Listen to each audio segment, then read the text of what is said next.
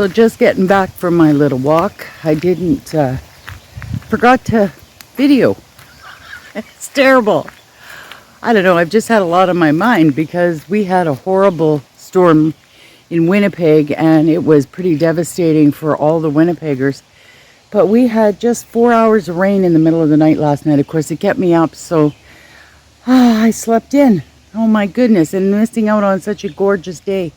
I'm going to turn you around and show you the beautiful, beautiful trees above my camper trailer that didn't fall on it. So last night it was pretty bad here in the prairies. We had tornadoes and golf ball hail, and I think we had about 4 or 5 inches of rain all at once in Winnipeg. So that flooded out a lot of places because, if you know, Winnipeg is in the Red River floodplain, or it's actually kind of in a valley, in the Red River Valley. So Winnipeg is set up in a hole.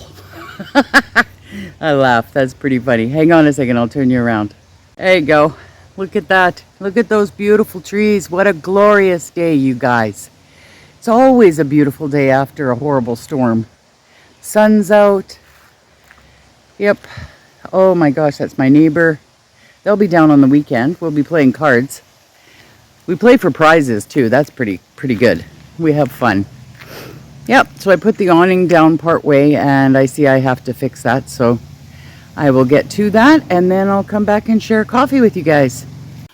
One last quick clip here. See this thing right here? This is my setup for my cross stitch out here.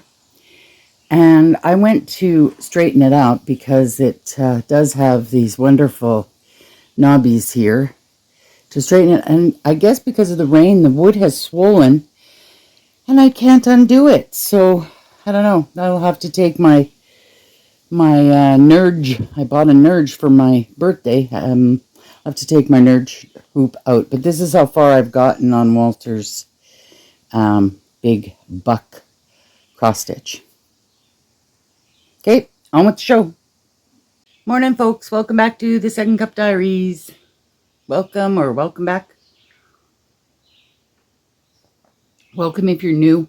I don't think you're new. In fact, I've had a whole bunch of subscribers unsubscribe. Yeah, well, you know what they say. Hey, Laura, you don't like me, don't watch. I'm having fun doing this with you guys. So yeah, so I'm having my second cup of coffee. And as you saw by the clips earlier, I went for my quick walk this morning. And I did good. Not one tear. I was so happy. And yeah, I got to check out there's no damage out here. We had a horrible, horrible storm in Winnipeg and north of Winnipeg. Lots of people got lots of hail damage and stuff. It was terrible. But we just got rain. Lots of rain last night. I couldn't sleep. So I'm coming to you a little bit late because I slept in. Yeah. Oh, I can hear the squirrels already running up the tree. Oh, we got 2 little squirrels here. They are so much fun. I couldn't even film them. They move so fast. So I'm going to bring you a little bit closer because I'm not sure if you can hear me. I've been having to turn up my video. I didn't want to use my mic because I do want to catch the sound of the birds in the background if there is any. And yeah. So I'm sitting in a different position. This is my seat. I was sitting over there in Walter's seat.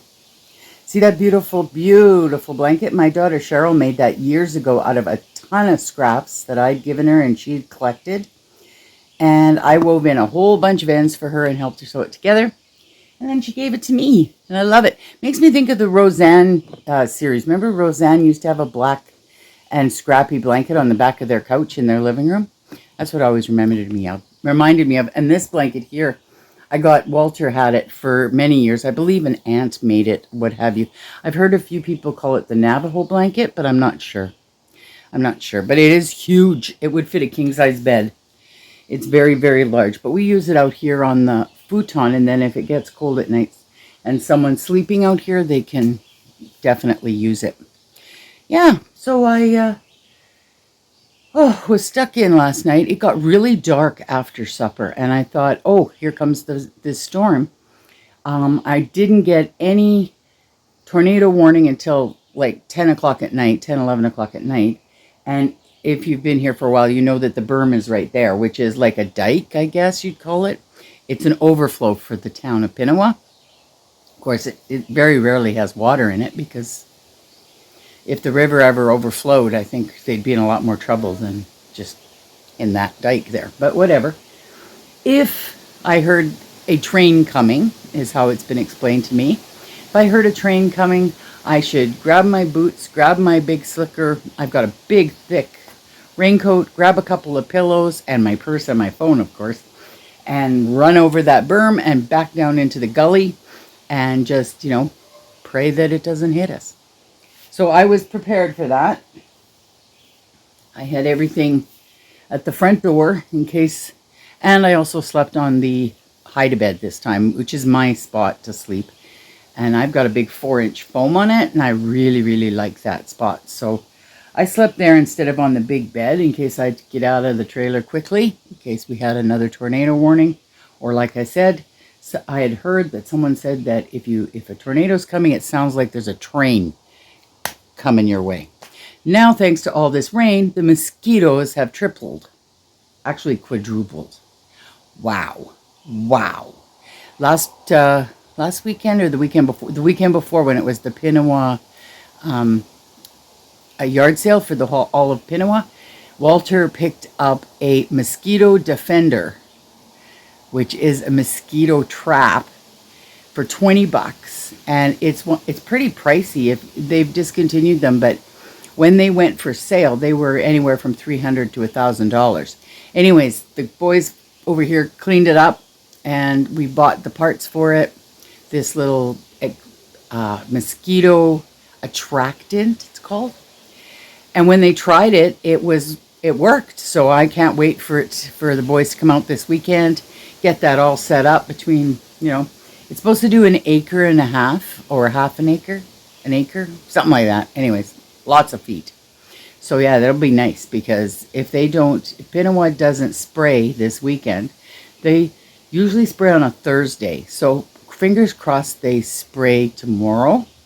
And yeah, then we'll be okay for mosquitoes. But otherwise, hopefully that defender is going to be worth its weight in gold this weekend for sure, because it's going to be a rough weekend if we don't have any reprieve from these. I'm just watching the squirrels. They are so funny. Yeah. Oh, and there's wild columbine out here, which is really interesting. It's kind of an orangey yellow. I know I digress. Look at me. Squirrel, literally squirrel. Anyways, last night while I was sitting inside after supper and waiting for the rain, you know, it was pretty miserable, high humidity, etc. I worked on some crochet, you guys. So remember I bought these tea towel sets. I think they were cheap at the dollar store. Laura picked this set. And I got the red ones. And I got this, whoop, I dropped my crochet hook. Hang on. Oh, and I got red ones. And I got this wool at the Red Apple in Lac du Bonnet there. So I used a 2.25 crochet hook. Diane lent me all these crochet hooks she had. I don't know what make it is. It's not a Clover or Moore, but it is ergonomic, so I can hold on to it. And I use this to poke the holes through and start the crochet for the tea towel toppers. And then to make the actual crochet at the top, I used a 3.75 crochet hook. Now, I'm not the best crocheter, you guys. I'm pretty basic when it comes to crocheting. I did a lot of filet crochet and doily crochet years ago, but I haven't done that in eons. Anyway, so the first one I was I tried this. Oh, it's blowing out. It's very red. Whoa. So I did kind of like, I don't know, kind of a shell stitch, and then made it wholly. I don't have any buttons out here. Charlene made me a bunch of buttons, ceramic buttons. I'm going to use them on these. But what I did was I overlapped it, this one, and then punched it through very hard on the hands. So I didn't do another one like this one. So these are all different because, I'm just practicing and playing. I basically watched a whole bunch of tutorials, guys. There's so many tutorials. They all pretty much say the same thing for making the holes with an awl or making the holes with a knitting needle. Well, I didn't have to because this is very cheap tea toweling. So I was able to poke it through with that 2.25 needle. Sorry, if I look away, you can't hear me. So this was the second one I made. And this one, what I did was, when I went around with the single crochet all the way around, I ended up catching it at the other end so that it's actually together back there. And I like that better because then you don't have to worry about folding it or refolding it. And this one I just went and did the double crochet, triple crochet, you know, wrap over, turn, pull, pull, pull all the way through for all intents and purposes. And double crochet, I think they call it in England. Triple crochet, they call it in the States. I don't know. And then I did like a little shell picot piece so that you could put the button on, and then it would just hang on your handle of your fridge or your stove, or in your bathroom. I have Walter's got an aunt who puts them in her bathroom, and they're beautiful. Mind you, she does ones that are all embroidered. She's got a big embroidery machine, so she uses that. So that's the other one in the yellow. See, I cut them in half, but they're very short. They're not big, long ones, and they're not super thick. So they're not the best quality, but hey, they serve the purpose. So that's the other red one I did. And then this one came with poppy colors. So these I tried to match them as best I could. And I was getting better at poking it through. And again, oh, that one's got a thread. I got to weave that in. So I did catch it again back here once. And I'm pretty sure this red will run when we wash it. And again, I wanted to do enough of in case you had a thick handle you were putting it through. And yeah, and that one's the poppy one. I thought that was nice. My granddaughter called her car Poppy. That's so cute. So yeah, so I did followed the... I'm going to try and put in the name of the people here. They're Canadians, and she did the tutorial that I was following mainly. And then this one again. Same thing, but this time, you see, I did the hole actually in the triple or double crochet row, and I just missed a stitch and did three chains over the top, and then when I came back, I just did a single crochet across the top. Did that one on this one too. Does that make sense? I hope that makes sense. Anyways, but that's that, as they say, is that. So those two actually kind of match. So I'm pretty pleased with those. So yeah, back in the day, I love a red and white and black kitchen, or black and white checkered floor, and white kitchen, stark white, blue white, with a little bit of red trim, and yeah, fire engine red gloss finish on my drawers, on the drawer fronts I had, and then we had a bit of red trim here and there, but yeah, mostly white with black and white checkered floor, my favorite. And you know, it's funny because I still remember, this is back when my kids were little, and I still remember washing the floor on my hands and knees, of course, because back then that's what you did.